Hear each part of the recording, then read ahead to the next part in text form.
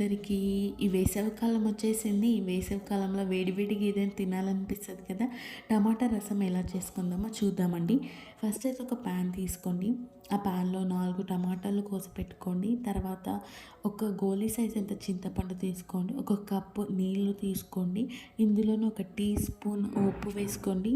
1/4 tea spoon పసుపు వేసుకోండి. పసుపు వేసుకొని మరిగించుకోండి.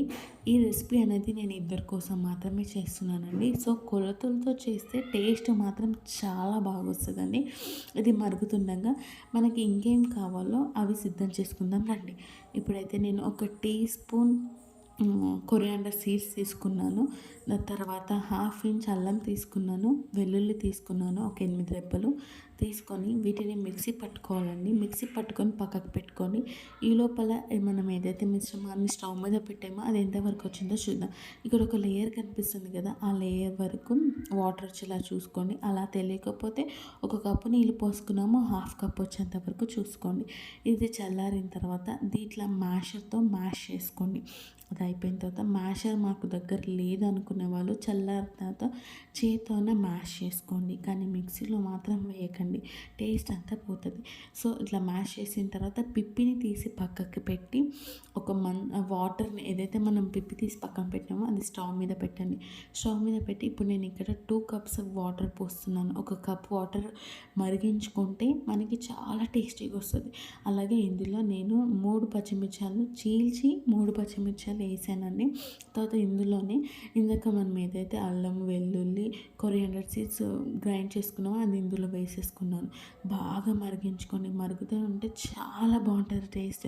ఇది వేయంగానే ఒక మంచి స్మెల్ వచ్చిందండి. సీరియస్‌గా చాలా బాగుంది. ఇప్పుడు ఇందులోనే ఇందాక ఏదైతే కరివేపాకు, కొరియాండర్ మన దగ్గర ఉన్నది కదండీ, కొత్తిమీర ఇవి కూడా యాడ్ చేసుకోండి. ఇట్లా మరగనిస్తూ ఉండండి, చాలా బాగుంటుంది. ఇట్లా మరుగుతూ ఉండంగానే మనము ఇంకొక స్టవ్ మీద ప్యాన్ పెట్టి తాలింపు వేసుకుందామండి.